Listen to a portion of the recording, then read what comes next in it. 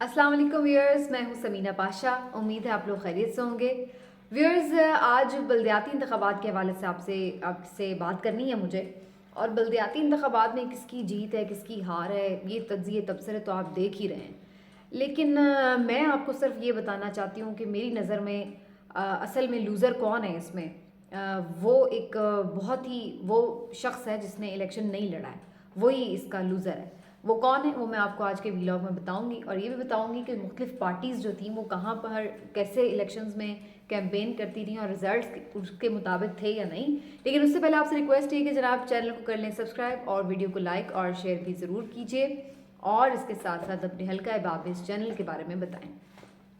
Viewers, बल्दियाती इंतखाब का दूसरा मरहला था सिंध में, और इसमें ठट्ठा बदीन, इसके साथ साथ दादू और फिर हैदराबाद कराची जैसे शहरी इलाकों में भी ये सारा जो मामला था बल्दियाती इंतखाबात का मुनक़िद हुआ, पोलिंग हुई और मुख्तलिफ सियासी जमातों की जानिब से अच्छी कैंपेन की गई। MQM ने अच्छी कैंपेन भी नहीं की और उन्होंने फिर बाद में बॉयकॉट भी कर दिया इलेक्शन का। बहरहाल आज मेरा मौजू MQM नहीं है। मेरे ख्याल से बहुत सारे लोग आज ये दावा कर रहे हैं कि जी MQM लूज़र रही है, अगर वो पार्टिसिपेट करती तो वो सिस्टम का हिस्सा बनती, लेकिन अब वो बिल्कुल 5 साल के लिए आउट हो गए सिस्टम से क्योंकि उन्होंने बॉयकॉट करके अच्छा फैसला नहीं किया। उनका ये कहना है कि जनाब अवाम ने हमारी रिक्वेस्ट पर बॉयकॉट कर दिया इलेक्शन का और अवाम की बड़ी तादाद बाहर नहीं निकली, तो बुनियादी तौर पर उन्होंने हमारे ही जो मौक़िफ़ है उसको ही एक्सेप्ट किया और उस पर मोहर तस्दीक सख्त की है। और कहने वाले तज्ज़ियाकार ये भी कह रहे हैं कि बेसिकली ये MQM को एक फेस सेविंग मिली है, क्योंकि MQM को वैसे भी कोई बहुत ज़्यादा नशस्तें नहीं मिलना थी, और ये बात उनके अपने जो इंटरनल मीटिंग है उसमें भी डिस्कस हो गई थी कि मैक्सिमम वो 25 UC जीत सकते हैं। तो उन्होंने सोचा कि इलेक्शन में जाकर इस तरह की अगर नाकामी होगी तो हमारे पास बताने के लिए वजह भी नहीं होगी और फिर बड़ा मुश्किल हो जाएगा फेस सेविंग। तो इसलिए उन्होंने कहा कि जी इलेक्शन का बॉयकॉट ही करते हैं, ताकि हम ये कह दें कि देखें जी हमने तो बॉयकॉट किया था। तो अल्टीमेटली उन्होंने बॉयकॉट किया और उसके बाद उन्होंने आके फिर आपके सामने ही है कि यही कहा कि जनाब अवाम तो हमारे साथ हैं, इसलिए तो वो बाहर नहीं निकले क्योंकि हम पार्टिसिपेट नहीं कर रहे थे। लेकिन MQM ने जो भी कहा, मुझे लगता है कि असल में जो लूज़र है वो पाकिस्तान की अवाम, कराची की अवाम ही हुई है इसमें। मुझे ये इसलिए लगता है कि मैं खुद ज़ाती तौर पे बड़ी डिसअपॉइंट हुई हूँ जो टर्न आउट हुआ है, जिस तरह से बहुत कम लोग बाहर निकले हैं, जिस तरह से बड़े कम लोगों ने आकर अपना हक़ राय दही इस्तेमाल किया है या कोई कोशिश की है कि जनाब हम कोई बदलें सूरत हाल को। मैं ये बात क्यों कह रही हूँ? मैं इसलिए ये बात कह रही हूँ कि हम सारा साल कराची के हवाले से मुख्तलिफ ख़बरें सुनते रहते हैं। जी ये स्ट्रीट क्राइम बढ़ गए हैं, जी कोई अच्छी यहाँ पे इलाज मुआवजे की सहूलतें नहीं है, सड़कें टूटी हुई हैं, पीने का पानी दस्तयाब नहीं है, काबिल इस्तेमाल पानी नहीं है जनाब, कपड़े धोने के लिए पानी नहीं आपको मिलता, खारा पानी आपके घरों में आता है और टैंकर माफिया ने आपकी जान खाई हुई है। उसके बाद आप कचरा देख लें तो कचरा कुंडियों का ढेर बन गया है शहर, कचरा नहीं उठाया जाता बर वक्त, गटर बंद हैं, नाले बंद हैं, बरसात शुरू हो जाती है तो नया मसला खड़ा हो जाता है, सारा शहर डूबा पड़ा होता है पानी से, कोई निकासी आपका सिस्टम नहीं है, कोई पहले से उसकी तैयारी नहीं होती। और इस तरह के कितने मसाइल जो हैं वो सारा साल रिपोर्ट होते रहते हैं, और हमेशा हम ये सुनते हैं कराची के लोगों को जब भी उनको मौका मिलता है TV पर बात करने का कि जनाब कराची का कोई पुरसान हाल नहीं, कोई वाली वारिस नहीं है, सब इस पर सियासत तो करते हैं लेकिन कोई इसका मसला हल नहीं करता। सियासी जमातों को भी लान तान की जाती है और शहरी हमेशा ये कहते नज़र आते हैं कि जनाब ये हब है मईशत का, ये तो पूरे पाकिस्तान को पालता है, सबसे ज़्यादा टैक्स देता है, और जनाब कराची के ये हालात हैं। लेकिन मेरा आज सबसे ज़्यादा जो गिला है वो कराची के ही शहरियों से है। मेरा गिला ये इसलिए है कि जब आपको मौका मिला कि आप अपनी तकदीर बदलें, कि आप बाहर निकलें, कि आप अपनी मर्ज़ी का बंदा मुंतखब करें, तो आप घर में बैठे रहे। तो आप पता नहीं कौन सी मसलहत का शिकार थे, कौन सी मायूसी का शिकार थे, कौन सी आप सुस्ती का शिकार थे, ये तो मुझे नहीं मालूम है कि लोग क्यों उस तरह से बाहर नहीं निकले। लेकिन आपका ये बाहर ना निकलना ये बात साबित कर रहा है कि आपने खुद अपनी हालत बदलने की कोशिश ही नहीं की है। जब आप गिले शिकवे करते हैं, जब आप परेशानियां बताते हैं, जब मसाइल बताते हैं, तो उसको हल करने की कुव्वत किसके पास है? वो आपके पास है। आप बाहर निकलते, आपको जो पार्टीज डिलीवर नहीं कर रही उनके खिलाफ वोट करते, लेकिन वोट करते। एक पार्टी ने डिलीवर नहीं किया दूसरी को वोट दें, दूसरी को अगर आप समझते हैं कि उसने काम नहीं किया है तीसरी को ट्राई करें, बार बार ट्राई करें। मुख्तलिफ उम्मीदवार आ रहे हैं, उनको ट्राई करें, लेकिन आप बाहर तो निकलें, वोट तो करें। अगर आप घर में ही बैठे रहेंगे और घर में बैठ के आप सिर्फ कोसते ही रहेंगे कि जनाब खुद ब खुद कोई आया और आके मसले हल कर दे, तो ऐसे तो नहीं होगा। फिर तो जो माफिया है वो उसी तरह से काबिज रहेगा, वो जो माफिया है वो इसी तरह से आपके वसाइल लूटता रहेगा।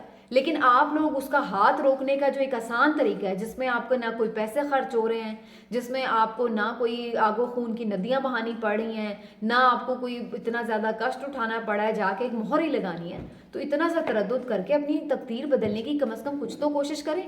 और कराची सबसे ज़्यादा वो शहर है जहाँ पर पढ़े लिखे लोगों की तादाद सबसे ज़्यादा है, और फिर वो पढ़े लिखे लोग अगर आकर रिस्पॉन्ड नहीं करेंगे, अपनी किस्मत बदलने की कोशिश नहीं करेंगे, तो फिर वो किससे बाद में गिला करेंगे? फिर तो आपके लिए यही है भाई, ठीक है, फिर पीपल्स पार्टी बना ले, मेयर अपना यहाँ कोई भी बना ले, फिर इससे कोई फ़र्क नहीं पड़ता। फिर अगर आप बाहर नहीं निकलते तो फिर आपको शिकायत करने का भी कोई हक नहीं है। माजरत के साथ बहुत लोगों को मेरी बात शायद बुरी लगेगी, लेकिन ये मैं आपके हक की बात कर रही हूँ कि अगर आपको अपना हक लेना है तो अपना हक छीनना पड़ेगा।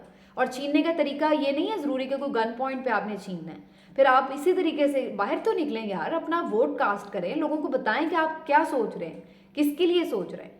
और अगर आपने घरों में ही बैठना है तो फिर बाद में शिकायत ना किया करें कि जनाब कोई आपका, जब आप किसी को मुंतखब ही नहीं करने के लिए बाहर निकलेंगे, जो लोग एग्जिस्ट कर रहे हैं, अगर आप उनसे तंग हैं कि वो आपके लिए इतने सालों से कुछ नहीं कर रहे, तो फिर बाहर निकल के उनके खिलाफ वोट करें, रिएक्ट तो करें।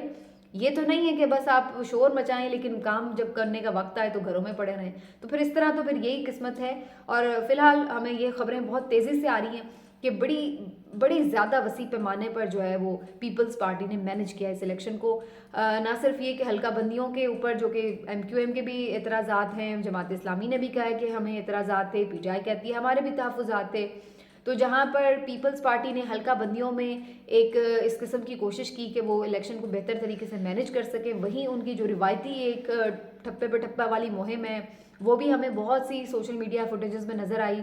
फिर उसके साथ साथ हमने ये भी देखा कि बहुत से इलाकों में जो प्रिजाइडिंग अफसर थे या जो पोलिंग का अमला था वो जाली निकल रहा है, कहीं पे लेट पोलिंग शुरू हो रही है। बहुत सारे इलाकों में बड़े हमें मसाइल जो है वो देखने में मिले हैं, जो कि पोलिंग के अमल को काफ़ी ज़्यादा क्वेश्चनेबल बना रहे हैं। और सबसे ज़्यादा जो मसला अब नज़र आ रहा है वो ये कि मुसलसल जो मुख्तलिफ उम्मीदवारान हैं और मुख्तलिफ सियासी जमातें, उनकी जानिब से ये कहा जा रहा है कि अब रिज़ल्ट रोक के बाकायदा रिजल्ट में तब्दीली की जा रही है। तो वो रिगिंग जो कि पोलिंग के वक्त नहीं हो सकी, अब वो रिजल्ट के वक्त हो रही है। और मैं बहुत सारे अपने दोस्त सहाफ़ियों के देख रही हूँ ट्वीट्स भी, और उनसे जो जिनसे मेरा राब्ता हो सका है, जो ग्राउंड पर मौजूद थे, वो भी ये बातें बता रहे हैं कि जब से ये रिज़ल्ट में थोड़ा डिले आना शुरू हुआ है तो उसके बाद एकदम से सूरत हाल बदलती हुई महसूस हो रही है। बहुत सारे इलाके जहाँ पे PTI बेहतर नज़र आ रही थी, लीड में नज़र आ रही थी, अचानक से वो बिल्कुल वाइप आउट होना शुरू हो गई है। जमात इस्लामी बहुत कॉन्फिडेंट थे, मैंने हाफिज़ साहब को सुना, नईमुर रहमान को, वो बहुत कॉन्फिडेंट थे कि वो अच्छा जा रहे हैं, लीड कर रहे हैं। लेकिन फिर बाद में अचानक से मुख्तलिफ जगहों से खबरें आने लगी कि पीपल्स पार्टी आगे हो रही है।